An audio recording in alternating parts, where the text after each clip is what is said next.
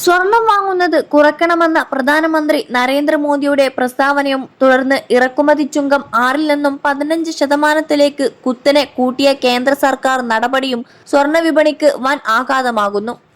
മോദിയുടെ പ്രസ്താവനയ്ക്കു ശേഷം മാത്രം ദേശീയ തലത്തിൽ സ്വർണ്ണ ഡിമാൻഡ് 70% ഇടിഞ്ഞെന്നാണ് വ്യാപാരി സംഘടനകൾ വ്യക്തമാക്കുന്നത്.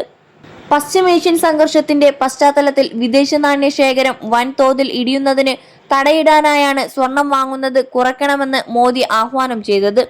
കഴിഞ്ഞ 11-നായിരുന്നു പ്രസ്താവന. മെയ് 13-ന് കേന്ദ്രം സ്വർണത്തിന്റെ ഇറക്കുമതി ചുങ്കം 6-ൽ നിന്നും 15% കൂട്ടി. അതിനുശേഷം മെയ് 27 വരെയുള്ള കാലയളവിൽ രാജ്യത്ത് സ്വർണ്ണ ഡിമാൻഡ് 7.5 ടണ്ണിലേക്ക് താഴ്ന്നുവെന്ന് സംഘടനകൾ പറയുന്നു. മുൻ വർഷത്തെ സമാന കാലത്ത് ഡിമാൻഡ് 25 ടൺ ആയിരുന്നു.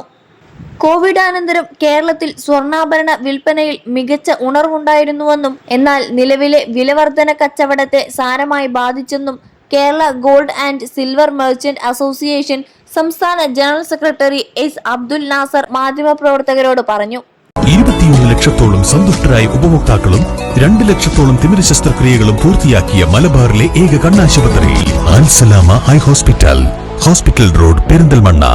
വിലവർധനയും മോദിയുടെ പ്രസ്താവനയും തിരിച്ചടിയായി. മുൻ വർഷത്തെ കച്ചവടത്തിന്റെ 30 മുതൽ 40% ഇപ്പോൾ കച്ചവടം കുറഞ്ഞു. താൻ നയിക്കുന്ന ജ്വല്ലറിയുടെ കണക്ക് പ്രകാരം കേരളത്തിലെ കച്ചവടത്തിൽ 35% കുറവുണ്ടായിട്ടുണ്ടെന്ന് ഒരു പ്രമുഖ ജ്വല്ലറി ഉടമ പറഞ്ഞു. മോദിയുടെ ആഹ്വാനവും വിലക്കയറ്റവും ബാധിച്ചു. രാജ്യത്ത് നികുതി വെട്ടിച്ചുള്ള സമാന്തര കച്ചവടം നടക്കുന്നുണ്ട്.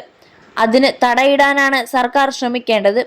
നിയമം പൂർണ്ണമായും പാലിച്ച് കച്ചവടം ചെയ്യുന്നവരെ തളർത്തുന്ന ആഹ്വാനങ്ങൾ ഒഴിവാക്കണമെന്നും അദ്ദേഹം ആവശ്യപ്പെട്ടു.